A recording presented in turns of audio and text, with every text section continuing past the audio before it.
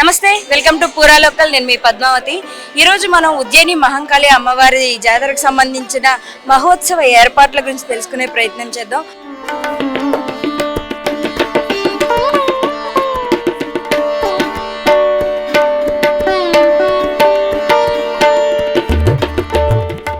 అయితే వేలాది మంది భక్తుల నమ్మకాన్ని గెలుచుకొని కోట్లాది మంది భక్తుల కోరికలు తీర్చి కొంగు బంగారంగా నిలిచిన ఉజ్జయిని మహంకాళి అమ్మవారికి బోనాల ఏర్పాట్లు ఎంత అంగరంగ వైభవంగా జరుగుతాయో మనందరికీ తెలిసిందే. అమ్మవారికి కట్టే ముడుపు బియ్యం కావచ్చు, లేకుంటే అమ్మవారి బంగారపు బోనం కావచ్చు, మనకి సికింద్రాబాద్లో ఇప్పటికీ విశిష్టతగా నిలిచింది. వీటితో పాటు మనకి రంగం గురించి చెప్పకలసిన అవసరమే లేదు. ఎందుకంటే అమ్మవారు స్వయంగా వచ్చి అమ్మవారి భవిష్యత్తు మనకి రాబోయే కాలంలో ఎలాంటి పరిణామాలు ఏర్పడతాయి అని వాటన్నిటి గురించి కూడా అమ్మవారు మనకి చెప్తారు. వీటితో పాటుగా అమ్మవారి రంగం జాతరతో పాటు బోనాలను కూడా మనం దీంట్లో తిలకించడం అనేది ఎంతో మన కనుల విందుగా ఉంటుంది. అయితే ఇప్పుడు మనం ఆల్రెడీ ఉజ్జయిని మహంకాళి టెంపుల్లో అయితే ఉన్నాం.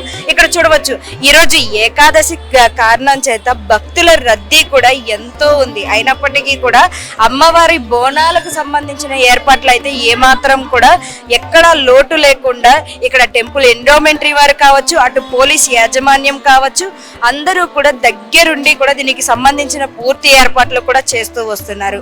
ఇటు అమ్మవారికి వచ్చే ఆదివారం, మనకి ఆదివారం సోమవారం 2 రోజులు కూడా, మొదటి రోజు బోనాల జాతర ఉంటే రెండవ రోజు అమ్మవారికి రంగం చేయడంతో పాటుగా అమ్మవారిని సాగనంపడం కూడా ఉంటుంది. అయితే దీనికి సంబంధించిన కార్యక్రమాలు కూడా ఇప్పటికే పూర్తయ్యాయి అంటూ కూడా చెప్పుకుంటూ వస్తున్నారు. ఈరోజు చూడొచ్చు, శాకాంబరి అమ్మవారి రూపంలో అమ్మవారికి శాకాంబరి మాతగా, అంటే అన్ని వెజిటేబుల్స్కి సంబంధించిన ప్రతి ఒక్కదానితో కూడా టెంపుల్ మొత్తం కూడా అలంకరణ అనేది కనుల విందుగా చేశారు. దీంతో పాటుగా ఇప్పుడు వచ్చే బోనాలకు కూడా ప్రపంచం మొత్తంలో ఉన్న అన్ని రకాల పూలతోనూ కూడా అమ్మవారికి అలంకరణ, టెంపుల్ అలంకరణ కూడా చేయబోతున్నారు. దాంతో పాటుగా అమ్మవారికి ఎదురుగా ఉండే మనకి ధ్వజస్తంభం దగ్గర నుంచి మొదలు పెడితే అమ్మవారి వరకు కూడా ప్రత్యేకమైన పూలతోనూ కూరగాయలతోనూ అమ్మవారికి అలంకరణ చేయబోతున్నట్టుగా ఇప్పటికే మనకి పూజారులు కూడా చెప్పడం జరిగింది. వీటితో పాటు అమ్మవారికి విశిష్టంగా మనం చెప్పుకోబడే అమ్మవారి బంగారపు బోనం గురించి అందరం తెలుసుకోవాల్సిందే. ఎందుకంటే ఆ బోనాన్ని చూసినా చాలు మనసు పులకించిపోతుంది అనేది మనకి ఇక్కడ చరిత్ర.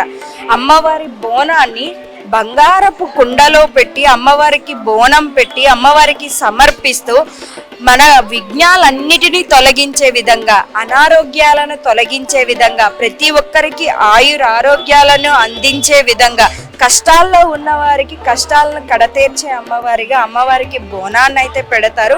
ఇక్కడికి కోట్లాది మంది భక్తులు దూర ప్రాంతాల నుంచి కూడా అమ్మవారికి బోనాన్ని సమర్పించేందుకు ముందు రోజే వచ్చి ఇక్కడ అమ్మవారికి బోనం తయారు చేసే ఏర్పాట్లను కూడా మనం చూడవచ్చు. అయితే లోపల అమ్మవారికి ముడుపు బియ్యం, పొడి బియ్యాన్ని కూడా అమ్మవారికి అక్కడ ఓ పక్కన మొదలు పెడుతూనే ఉంటారు. ఉదయం నుంచి అమ్మవారికి ఒడి బియ్యం వేయడం మొదలు పెడితే సాయంత్రం వరకు కూడా అమ్మవారికి ఒడి బియ్యం అనేది పోస్తూనే ఉంటారు. ఆ ఒడి బియ్యాన్ని అమ్మవారిని సాగనింపే సమయంలో అమ్మవారితో పాటు అవి పంపిస్తారు అనేది ఇక్కడ ప్రతీతి. వీటితో పాటుగా ఒక పెళ్ళైన అమ్మాయికి ఎలా అయితే అత్తగారింటికి వెళ్ళేటప్పుడు అమ్మతో పాటు అన్నిటినీ ఇచ్చి ఎలా అయితే పంపిస్తారో అదే విధంగా అమ్మవారికి ప్రతి ఒక్కటి కూడా పుట్టింటి సారిగా ప్రతిదీ పెట్టి అత్తగారింటికి సాగనింపుతారు అనేది ప్రతిదీ కూడా మనం వింటూనే వస్తున్నాం. ఇక్కడ ఆల్రెడీ అమ్మవారికి ఒడి బియ్యాన్ని కూడా అసలు ఎలా ఏర్పాటు చేస్తారో కూడా మనం చూడొచ్చు. అమ్మవారికి ఒడి బియ్యాన్ని ఏర్పాటు చేసే విధానాన్ని అందరూ కూడా తెలుసుకోవాలి అంటూ కూడా కొంతమంది చెప్తారు.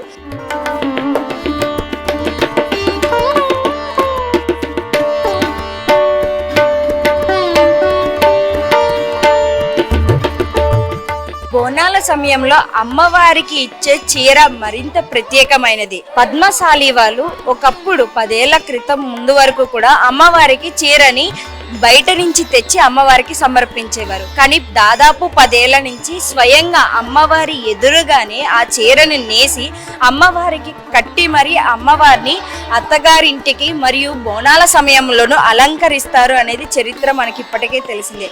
దీంతో పాటుగా కుమ్మరి వారి కుండ గురించి కూడా ఇక్కడ కథలుగా చెప్తూ ఉంటారు.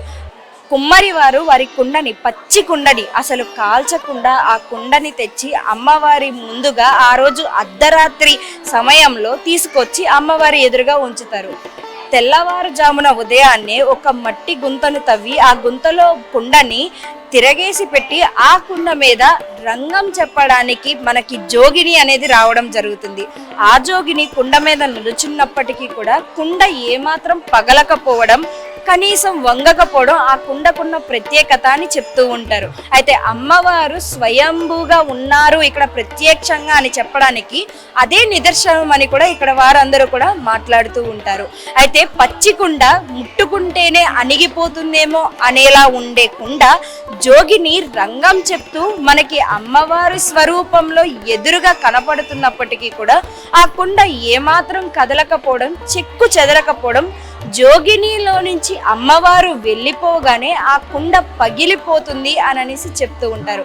అయితే అమ్మవారు రంగం చెప్పేది కూడా భవిష్యవాణి, రాబోయే కాలంలో మళ్ళీ వచ్చే బోనాల వరకు కూడా వాతావరణం గురించి కావచ్చు, ఆరోగ్యాల గురించి కావచ్చు, ఆహారాల గురించి కావచ్చు, ఐశ్వర్యాల గురించి కావచ్చు, మనకి సంబంధించిన ప్రతి ఒక్కదాని గురించి కూడా అమ్మవారు చెప్పిన ఏ ఒక్కటి కూడా ఇంతవరకు అసత్యం కాలేదు. అమ్మవారి వర్షాలు పడతాయి అంటే ఖచ్చితంగా ఆ ఏడాది వర్షాలు పడని రోజంటూ లేదు.